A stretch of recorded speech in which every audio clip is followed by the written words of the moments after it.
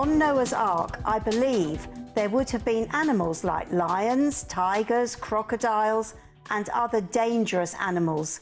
Since this was after the fall and animals were no longer friendly, how would Noah have coerced such wild animals out of danger? Or was the lion and tiger not fully developed? He says, I won't use the word evolved. Well, I appreciate that very much. The fact of the matter is that you have to, again, read the Bible carefully. If you go to Genesis chapter 1, verses 29 and 30, God created all the creatures that live on the dry land as vegetarians. Lions are vegetarians, as well as what we think of today as the herbivores, such as zebras. The fact of the matter is that on the ark, they were vegetarian.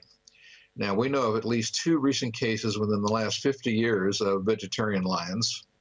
We have found vegetarian sharks, which everybody would think are meat eaters, but we have found vegetarian sharks, including the great white shark is known to eat vegetation. Not entirely, of course, but it does eat it. Whale sharks eat it. Bonnet-head sharks eat it.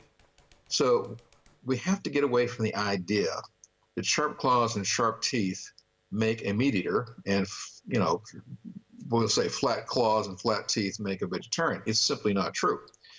There are dozens and dozens of animals you can think of right now that have sharp teeth and sharp claws and are vegetarians. And since we were just talking about Australia, what about kangaroos? They have incredibly sharp teeth and very sharp claws, and they're 100% vegetarian. Same thing with koalas. But there are animals all over the world that would fit in that category. Bears are omnivorous, but eat a lot of vegetation. So on the ark, it wasn't a problem having these animals together. And if we think back to the Garden of Eden, where the lion and the lamb laid down together, we're also told that in the end times, they will do it again when they are restored to their original state.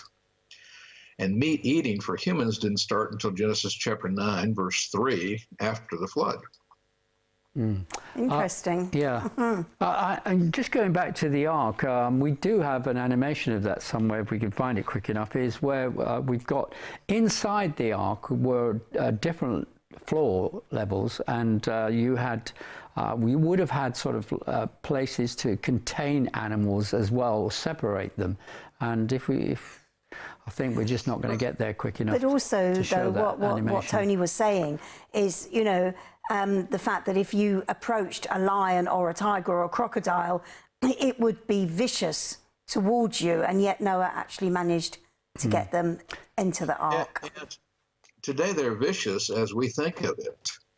Right. But again, I want to stress that roughly 2/3 of the different crocodile species that exist on Earth today do in fact eat fair amounts of vegetation.